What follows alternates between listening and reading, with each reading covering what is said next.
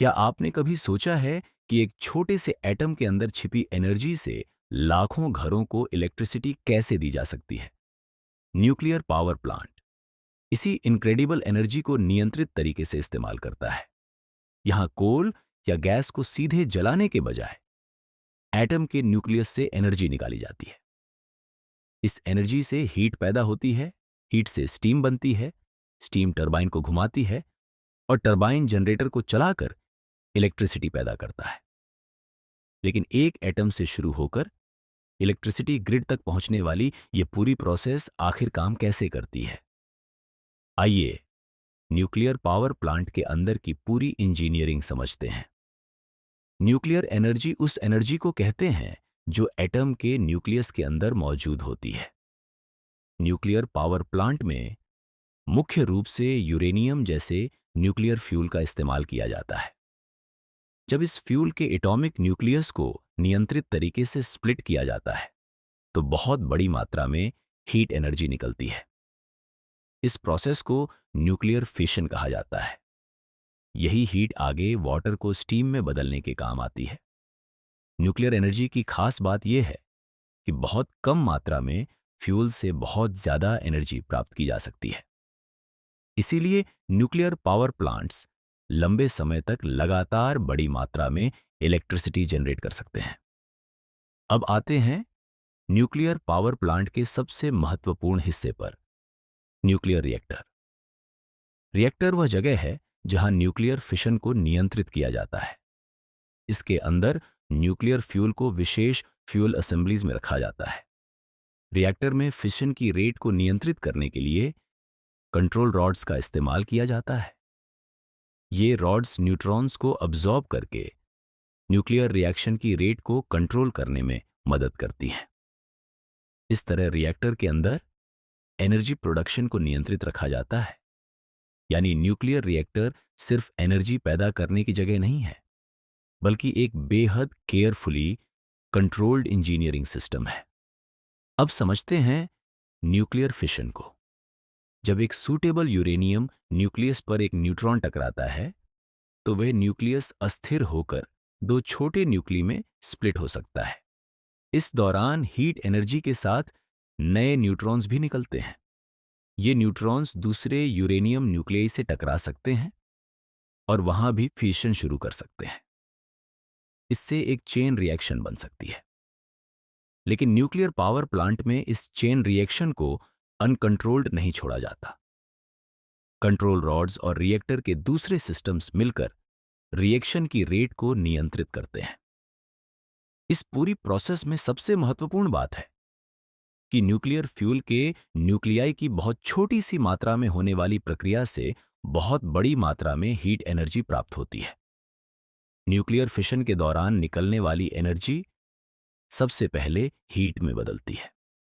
Reactor core के अंदर fuel assemblies बहुत ज्यादा हीट जनरेट करती है। इस हीट को बाहर निकालने के लिए एक कूलेंट लगातार रिएक्टर के आसपास सर्कुलेट किया जाता है। कई न्यूक्लियर पावर प्लांट्स में वाटर ही कूलेंट और हीट ट्रांसफर मीडियम की तरह काम करता है। एक महत्वपूर्ण बात यह है कि न्यूक्लियर रिएक्टर सीधे इलेक्ट्रिसिटी नहीं बनाता। रिएक्टर का मुख्य काम हीट पैदा करना है।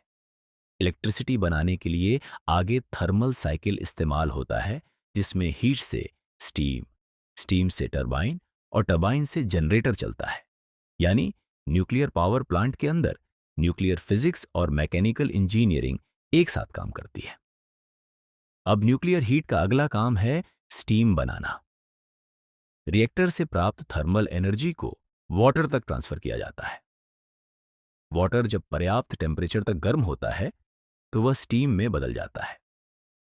कुछ रिएक्टर डिजाइन्स में रिएक्टर का प्राइमरी वाटर लूप सीधे स्टीम नहीं बनाता। इसके बजाय हीट एक्सचेंजर या स्टीम जनरेटर के माध्यम से दूसरे वाटर लूप को हीट दी जाती है। स्टीम जनरेटर में पानी को हीट देकर हाई प्रेशर स्टीम बनाई जाती है। यही स्टीम आगे स्टीम टरबाइन की ओर भेजी जाती है। स्टीम सही प्रेशर और टेम्परेचर पर तैयार हो, यह टरबाइन की एफिशिएंसी के लिए बहुत महत्वपूर्ण है। इसलिए स्टीम जनरेशन सिस्टम में हीट ट्रांसफर, प्रेशर कंट्रोल और वाटर केमिस्ट्री जैसे फैक्टर्स महत्वपूर्ण होते हैं। हाई प्रेशर स्टीम अब पावर प्लांट की स्टीम टरबाइन में प्रवेश करती है। टरबाइन के अंदर कई रोज में ब्लेड्स लगी होती हैं। जब तेज गति वाली स्टीम इन ब्लेड से गुजरती है तो वह टरबाइन शाफ्ट को घुमाने लगती है। टरबाइन में स्टीम की थर्मल और प्रेशर एनर्जी धीरे धीरे मैकेनिकल रोटेशनल एनर्जी में बदलती जाती है। टरबाइन का रोटेटिंग शाफ्ट जनरेटर से जुड़ा होता है, इसलिए टरबाइन की मैकेनिकल पावर जनरेटर तक पहुंचती है और जनरेटर आगे इलेक्ट्रिसिटी प्रोड्यूस करता है। अब आते हैं जनरेटर पर। जनरेटर का काम मैकेनिकल एनर्जी को इलेक्ट्रिकल एनर्जी में बदलना है।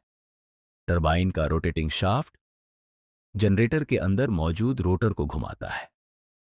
रोटर के घूमने से मैग्नेटिक फील्ड और कंडक्टर्स के बीच रिलेटिव मोशन पैदा होता है। इलेक्ट्रोमैग्नेटिक इंडक्शन के कारण इलेक्ट्रिकल करंट जनरेट होता है, यानी न्यूक्लियर रिएक्टर से निकली एनर्जी अब इलेक्ट्रिसिटी में बदल चुकी है। जनरेटर से निकलने वाली इलेक्ट्रिसिटी को आगे इलेक्ट्रिकल इक्विपमेंट के जरिए ग्रिड के लिए तैयार किया जाता है। पूरी प्रक्रिया को पीछे से देखें तो इलेक्ट्रिसिटी की शुरुआत किसी वायर से नहीं हुई थी। ये यात्रा एटम से शुरू हुई थी। एटम के अंदर फिशन से हीट बनी, हीट से स्टीम बनी, स्टीम ने टरबाइन घुमाई, टरबाइन ने जनरेटर घुमाया और जनरेटर ने इलेक्ट्रिसिटी पैदा कर दी। इलेक्ट्रिसिटी जनरेट होने के बाद भी पावर प्लांट का काम खत्म नहीं होता। स्टीम टरबाइन से निकलने वाली स्टीम को फिर से वाटर में बदलना पड़ता है। इसके लिए कूलिंग सिस्टम का इस्तेमाल किया जाता है। स्टीम को कंडेंसर में भेजा जाता है, जहां हीट को बाहर निकालकर स्टीम को वापस वाटर में बदला जाता है। इस वाटर को फिर से पावर साइकिल में इस्तेमाल किया जा सकता है। कुछ प्लांट्स कूलिंग टावर्स का इस्तेमाल करते हैं, जबकि कुछ प्लांट्स बड़े वाटर सोर्सेज से कूलिंग वाटर लेते हैं।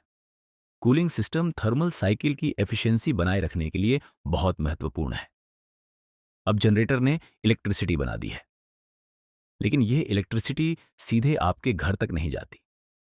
सबसे पहले जनरेटर से मिलने वाली इलेक्ट्रिसिटी का वोल्टेज ट्रांसफार्मर की मदद से बढ़ाया जाता है। हाई वोल्टेज पर इलेक्ट्रिसिटी को दूर तक भेजने में ट्रांसमिशन लॉसेस को कम रखने में मदद मिलती है। इसके बाद electricity high voltage transmission lines के माध्यम से अलग अलग क्षेत्रों की ओर भेजी जाती है। जब इलेक्ट्रिसिटी किसी शहर या डिस्ट्रीब्यूशन एरिया के पास पहुंचती है तो सबस्टेशन पर उसका वोल्टेज कम किया जाता है। फिर डिस्ट्रीब्यूशन नेटवर्क के माध्यम से इलेक्ट्रिसिटी इंडस्ट्रीज, ऑफिसेज और घरों तक पहुंचती है। यानी न्यूक्लियर पावर प्लांट के रिएक्टर से शुरू हुई एनर्जी की यात्रा आखिरकार आपके घर के इलेक्ट्रिकल सिस्टम तक पहुंचती है।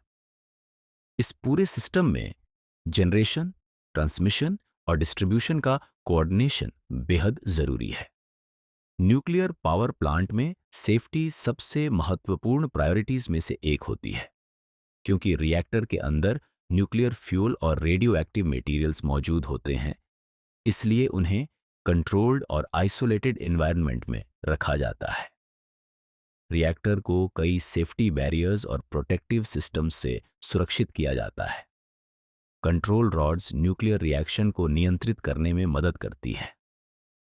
इमरजेंसी कूलिंग सिस्टम्स जरूरत पड़ने पर रिएक्टर को सुरक्षित टेम्परेचर रेंज में रखने के लिए महत्वपूर्ण हो सकते हैं।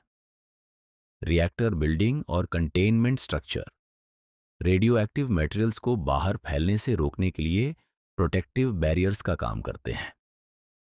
मॉडर्न न्यूक्लियर प्लांट्स में मॉनिटरिंग सिस्टम्स लगातार टेम्परेचर, प्रेशर, रेडिएशन और दूसरे पैरामीटर्स पर नजर रखते हैं।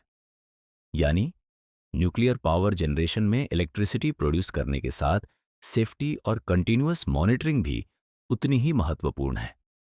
अब सवाल है, न्यूक्लियर एनर्जी का फ्यूचर क्या है? दुनिया में इलेक्ट्रिसिटी की डिमांड लगातार बढ़ रही है और कई देश लो कार्बन एनर्जी सोर्सेज की तलाश कर रहे हैं। न्यूक्लियर पावर एक ऐसा एनर्जी सोर्स है जो लंबे समय तक लगातार लार्ज स्केल इलेक्ट्रिसिटी जनरेट कर सकता है। फ्यूचर में स्मॉल मॉड्यूलर रिएक्टर्स यानी एसएमआरस जैसी टेक्नोलॉजीज पर भी काम हो रहा है। इसके साथ एडवांस रिएक्टर डिजाइन्स और नई न्यूक्लियर फ्यूल टेक्नोलॉजीज पर भी रिसर्च जारी है। न्यूक्लियर एनर्जी का एक और महत्वपूर्ण क्षेत्र फ्यूजन एनर्जी है।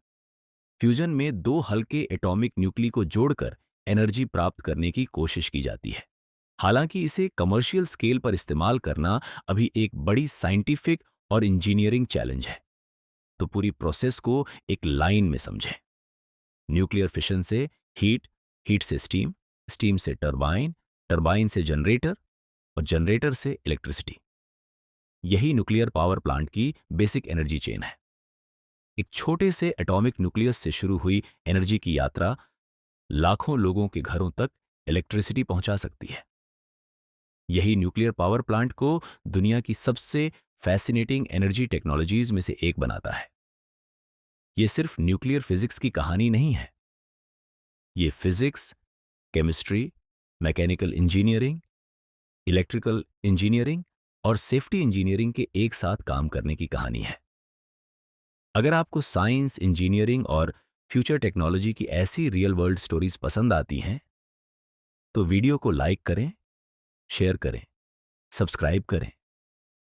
साइटेक ब्रेन 5-4 एक और फॉलो करना ना भूलें। कमेंट में बताइए, क्या आपको लगता है कि फ्यूचर में न्यूक्लियर एनर्जी दुनिया की सबसे महत्वपूर्ण इलेक्ट्रिसिटी सोर्सेज में से एक बन सकती है?